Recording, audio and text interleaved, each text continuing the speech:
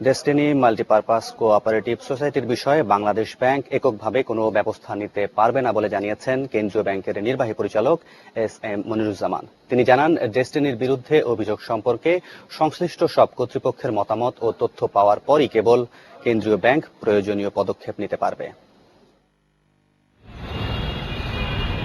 Multi level marketing MLM পদ্ধতিতে পরিচালিত destiny নিয়ম বহির্ভূত ব্যাংকিং কার্যক্রম চালাচ্ছে এমন অভিযোগের পরিপ্রেক্ষিতে বাংলাদেশ ব্যাংক রোববার জনসাধারণকে সচেতন করে দুটি নির্দেশনা জারি করে।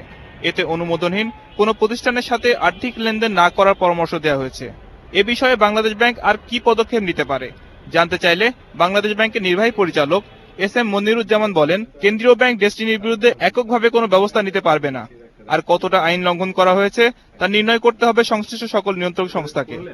যাদের সাথে তাদের কার্যক্রমে সম্পৃক্ততা আছে এবং তারা যেটা বলছে, দেশের যে সমস্ত কর্তৃপক্ষ আছে, যে আইন আছে, সেই সমস্তগুলো মেনে তারা কাজ করছে, তারা চালিয়ে যাচ্ছে। তাহলে যাদের কথা আসছে তাদেরকেই তো দেখতে হবে যে তারা আসলে যে সমস্ত কাজকাম কথাবার্তা তারা বলেছে তার মধ্যে তারা থাকছে কি থাকছে না। তিনি বলেন, সংশ্লিষ্ট সকল নিয়ন্ত্রক সংস্থা একসাথে বসলেই বেরিয়ে আসবে কোন আইনের লঙ্ঘন করা হয়েছে আর এর শাস্তি কি হতে পারে। যে আইনি সীমা পরিসীমা অথবা যে অনুমোদন লাইসেন্সের কথা আসছে, সেই বিষয়গুলো যারা দিয়েছে তাদেরকেই তো দেখে বলতে হবে যে আমাদের অনুমোদন এতটুকু পর্যন্ত, কিন্তু তার বাইরেও দেখা যাচ্ছে যে সীমার উপরে আছে। তো সীমার উপরে গেলে তখন তারাই তো বলবে যে এই সীমার উপরে তো আসলে তুমি যেতে পারো না। তো তখন দেখা যাবে যে সেই বলবে যে তুমি সীমার উপরে যেতে যদি নাই পারো, তাহলে তো আমার সাথে তোমার যে আইনানুগ যে বিষয়টা আছে সেই বিষয়টা তো সেভাবে কাজ করবে না।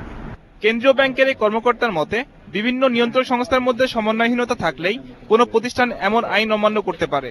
আর কোনো আর্থিক প্রতিষ্ঠানের বৈধতা যাচাই করতে তিনি সবাইকে কেন্দ্রীয় ব্যাংকের 16236 নম্বরে কল করতে পরামর্শ দেন। Mashiur Rahman, independent news, Dhaka. শুল্ক প্রক্রিয়া